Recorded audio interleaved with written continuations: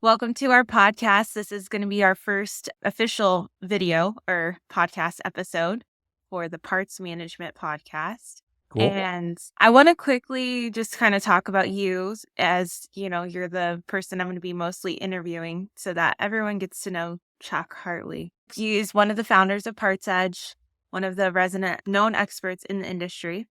And today we're going to talk about obsolescence because it's a big topic and how it's really costing dealerships millions of dollars. And we're going to dive deep into obsolescence.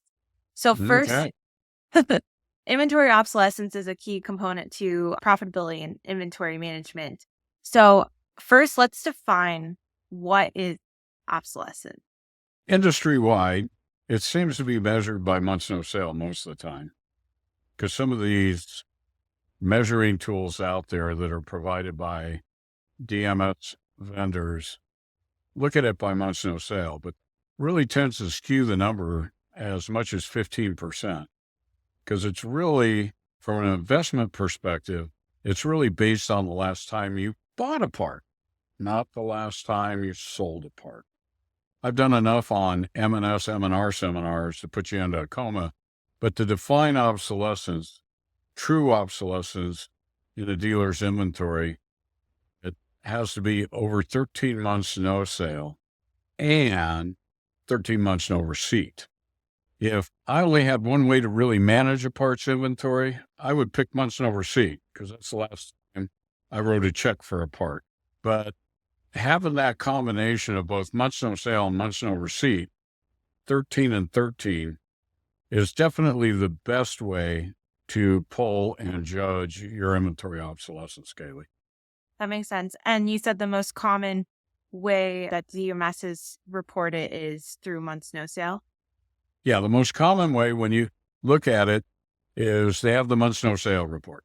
Mm-hmm. And the thing that gets misleading about the months no sale report, and I'll give you one simple example. If you have a set of floor mats that they've been on your system for 10 months with no demand, and all of a sudden you have a demand, you purchase the floor mat, and you receipt them in, but you do not fulfill that sale.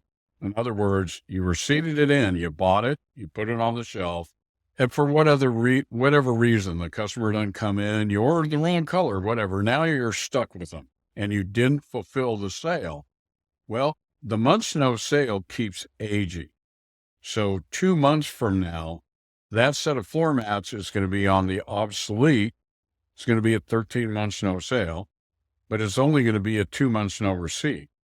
So that's that variation or difference by just managing the inventory by months no sale. And quite honestly, Kaylee, I've been in the business over 50 years, and that always has been the way it's been looked at. But dealers look at it from a different perspective. They look at it from when was the last time I wrote a check. And that's where getting the two to interact makes all the difference in the world. Yeah, that makes sense. And so why does obsolescence happen? Obsolescence happens, we like to call it forced stock. And it really comes from ordering parts that aren't needed. The biggest example is technicians ordering 3 parts to solve a customer's problem, and really only one was fixed, and they hand the 2 parts back to the parts department. Returns from wholesale customers, especially body shops. And remember, body shops, they don't return the fender, fascia, and grill that you turn a lot in your inventory. What they tend to return are tape stripes and moldings and the type of parts that are almost instant obsolescence. And then another problem, everybody would love to get all their parts prepaid, especially on repair orders, but under warranty conditions, you can't do that. And so non-critical parts that are ordered under warranty, a lot of times customers just don't want to be inconvenienced and they don't come back. And so you end up stuck with these parts.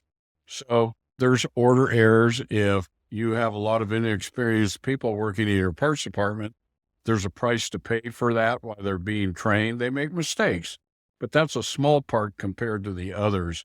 And that unfulfilled demand is what leads to 95% of everybody's obsolescence. It's not a set of brake pads that you've been selling for years and all of a sudden the model's out.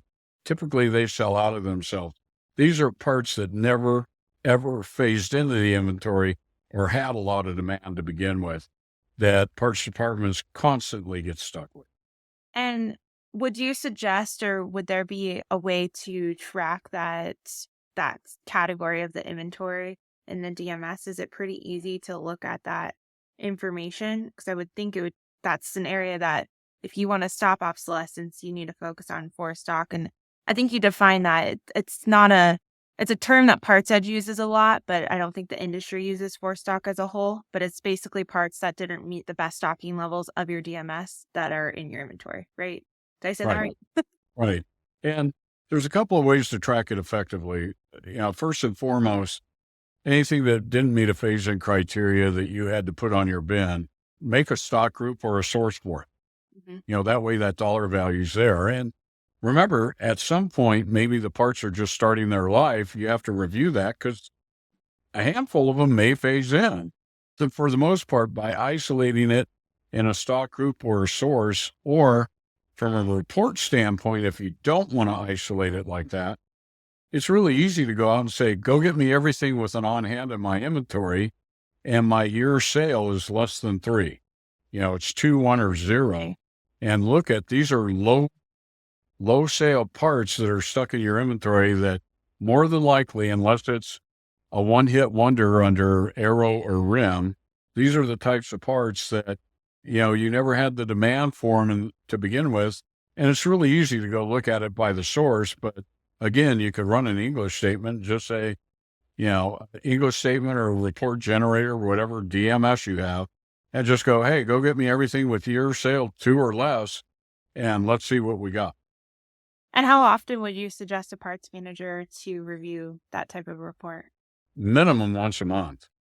Minimum. What would Chuck Hartley do I do it every week. every week? And Okay. we do it every week. Yes. So, we report every month to our clients, the parts managers, and we actually send them a detailed report of new obsolescence every month. So, because that's how critical we feel it is. So, Yeah, very critical. Okay. Thank you, Chuck.